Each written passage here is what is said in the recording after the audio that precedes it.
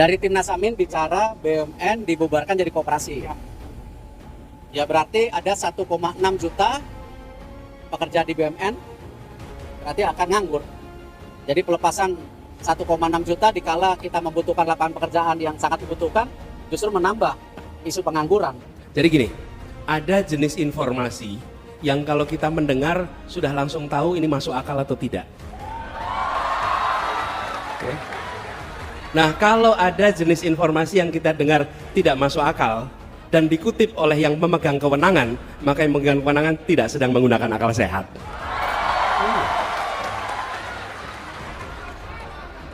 Kan kira-kira mana mungkin BUMN dihapus, mana mungkin. Jadi ketika kemudian itu malah Pak Menterinya yang ngomong, loh Pak Menterinya memang nggak berpikir kritis itu. Di mana critical thinkingnya gitu kira-kira. Ini sebelum ngomong soal substansinya ya. Jadi ketika mendengar informasi itu kita bisa nakar, oh ini masuk akal atau tidak gitu. Ini jelas tidak masuk akal. Nah, apa yang terjadi? Malah justru harus ditata ulang. Kelihatannya BUMN kita ini sudah banyak yang mengalami problem yang terlalu besar. Kita nggak usah bahas di sini problemnya. Nanti kita mengalami penambahan pikiran. Tapi yang saya ingin sampaikan bahwa itu tidak benar, itu fitnah dan fitnah yang tidak masuk akal. Kemudian kami ingin tegaskan, BUMN ke depan adalah BUMN yang menjalankan fungsi negara. Negara itu punya dua tangan. Satu namanya birokrasi, satu namanya korporasi. Yang disebut birokrasi itu kementerian, dinas, badan, itu birokrasi. Yang kedua namanya korporasi, BUMN, BUMD. Okay? Dua-duanya punya tugas melakukan pembangunan. Jadi, badan usaha milik negara jangan dipandang sebagai badan mencari untung bagi negara. Negara tidak bekerja mencari untung. Saya tadi malam katakan negara tidak berdagang dengan rakyatnya. Okay? Jadi, dia menjalankan fungsi pembangunan.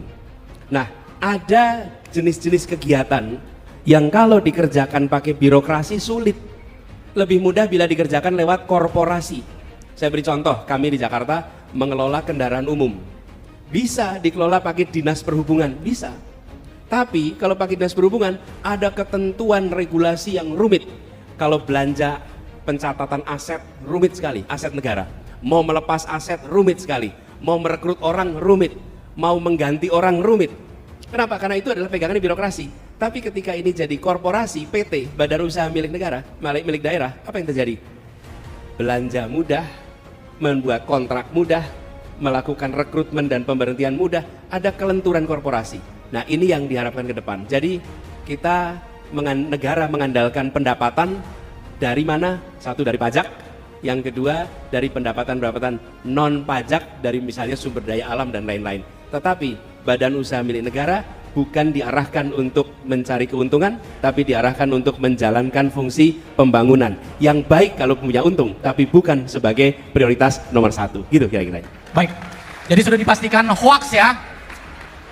Aduh, katanya survei tinggi, kok sebar hoax, yang bener aja, rugi dong.